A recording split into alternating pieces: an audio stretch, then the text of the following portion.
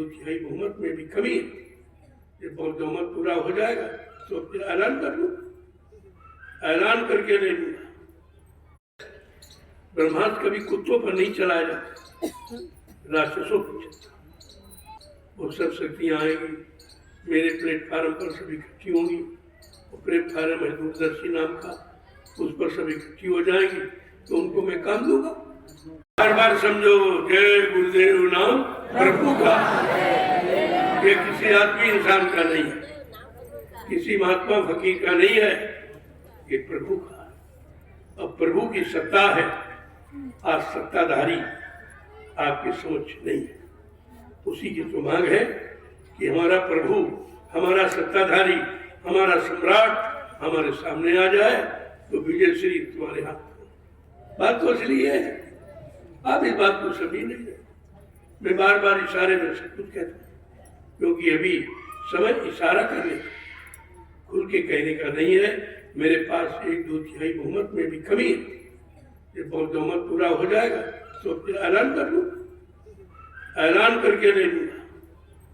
लेकिन ये है, चुपचाप अपनी तैयारी में लगे रहो, किसी को पता ही नहीं चले तुम क्या कर। अपना समाज, अपना परिवार, अपना देश, ये सब कुछ देखते हुए आपको ऐसी योजना बनानी है कि देश को क्षति न हो, देश में रहने वाले किसी व्यक्ति की क्षति न हो, तब तो आपकी योजना सफल रहेगी। और देश अगर खराब हो गया, रहने वाले दुखी हो गए, तो ये कौन सी योजना? ये सब हितकारी नहीं है, पहले बात समझ लीजिए। और मैंने 20 साल किया, किसी को कोई परेशानी नहीं, किसी को पता ही नहीं चला, न किसी से कुछ मांगा, न किसी के बारे में कुछ कहा, न राजनीतिक लोगों के बारे में, न धर्मी लोगों के बारे में। कहने का अधिकार हमारा, हमारा तो करने का अधिकार। हम कहेंगे क्यों, हम करके दिखाएंगे, सब लोग जान जाएंगे। बात इसलिए है कि हमको अपनी व्यवस्था मजबूत करनी चाहिए। अब इस समय कलयुग में व्यवस्था के आगे कुछ व्यवस्था ही सब कुछ।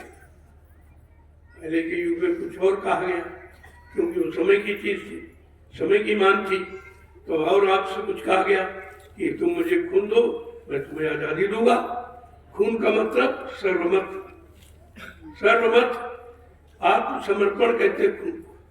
तुम आत्मसमर्पण हो जाओ तो मैं तुमको आजादी दिला दूंगा। आज वो क्या है कि तुम में सहयोग दो, मैं तुम्हें व्यवस्था दिला दूँ। आपको व्यवस्था चाहिए, न्याय की व्यवस्था, रक्षा की व्यवस्था, रहने की व्यवस्था, खाने पीने की व्यवस्था, नौकरी चाहिए, यही व्यवस्था तो करते। आप व्यवस्था से परेशान हैं तो व्यवस्था की तो बातें नहीं करते, बातें और कहने लगे। पहले ये समझो तुम्हें चाहिए क्या, तुम्हारे जीवन के लिए आवश्यक क्या व्यवस्था। व्यवस्था हो जाए तुम कहाँ जा रहे हो। अगर व्यवस्था बढ़िया हो जाए, कहीं बैठ के भजन कर दे।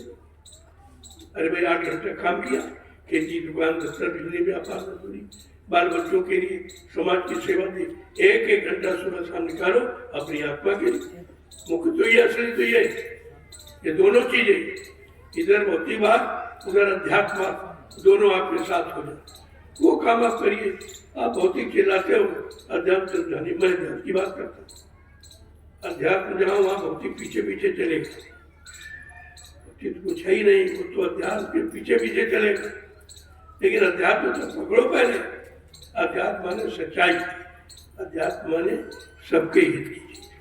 अध्यात्म कोई फोटो फाटू, कोई अत्तर पत्थर कागज का निर्णय नहीं है, वो नीति है, वो सिद्धांत है, वो योजना। तो धीरे धीरे जब समझोगे सब समझो।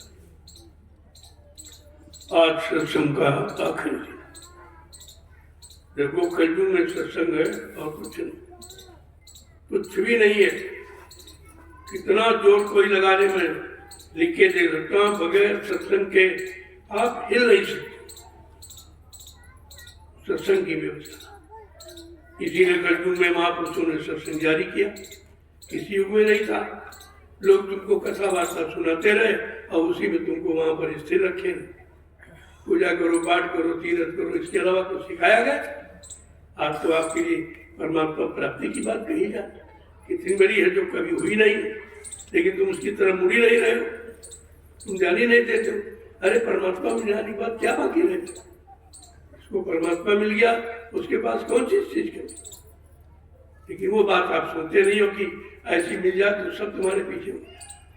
अरे महात्मा के पास परमात्मा तो है, कभी तो दुनिया पीछे दौड़ रही है, थोड़ी किसी से तो एक काम अगर कर लो कि परमात्मा से संबंध कर दो तो सब तुम्हारी तो सारी सत्ता परमात्मा प्रभु वो सब तुम्हारी हो जाएगी। और तुमको चाहिए क्या, इन बातें नहीं समझ पाते। इसलिए जो भी करो गुप्त गुप्त, राज को राज नहीं। अगर राज्य लेना है तो अपना राज्य छिपा के रखना, राजवाज नहीं मिलेगा। ऐसे जल्दी कोई राज को दे देगा, उठा के लेगा, ऐसे नहीं दे देगा। जब तुम्हारा जन्म उनसे प्रबल होगा, हर चीज तुम्हारी प्रबल होगी, तो विजय श्री तुम्हारे पास।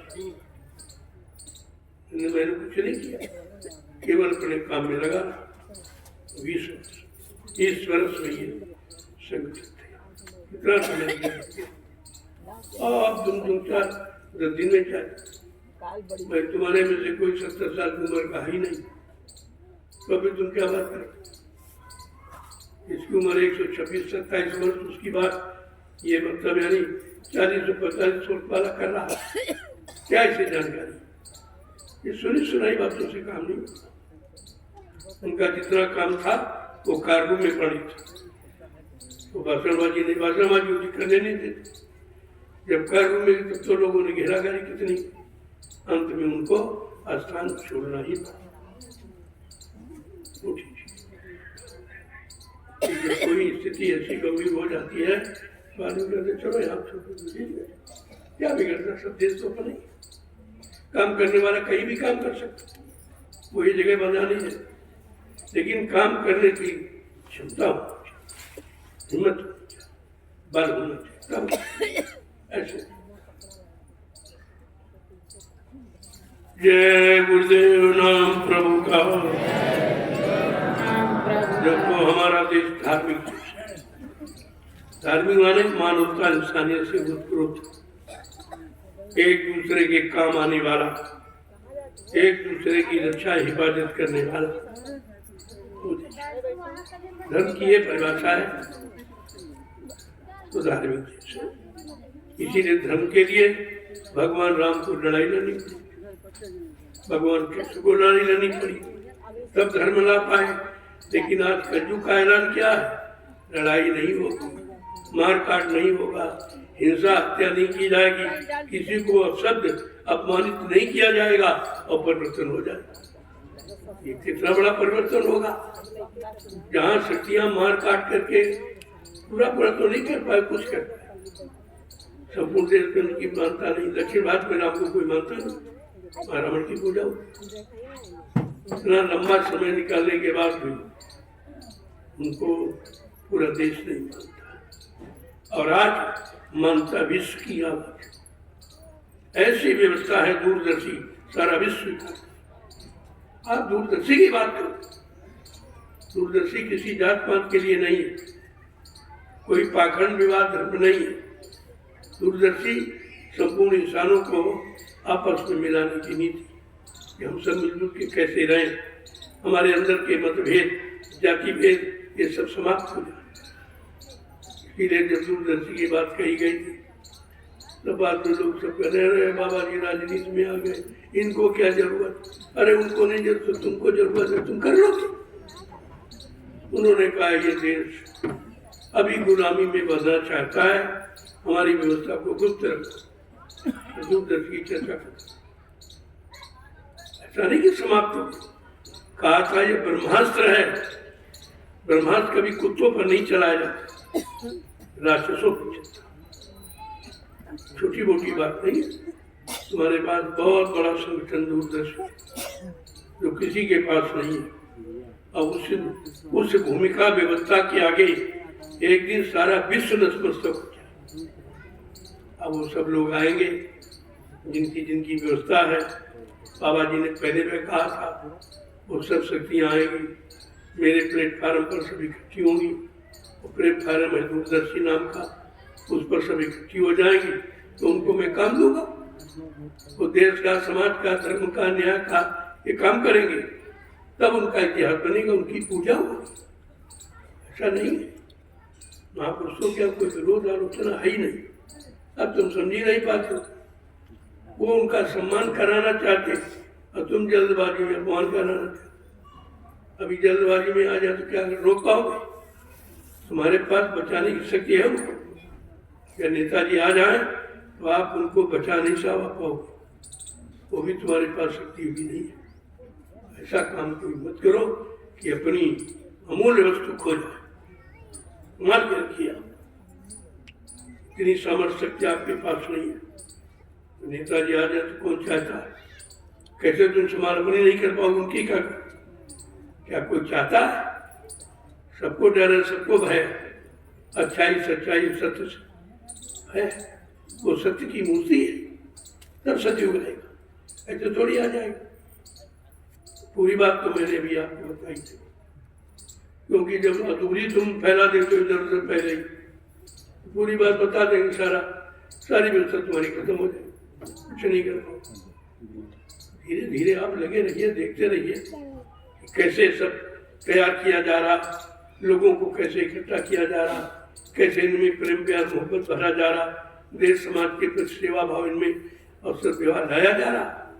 ऐसा थोड़ी है, यहाँ कोई दूसरा पाठे नहीं पढ़ाया जाता, ये तो पाठे सबके हित में, और ये पाठ और कहीं आपको मिलेगा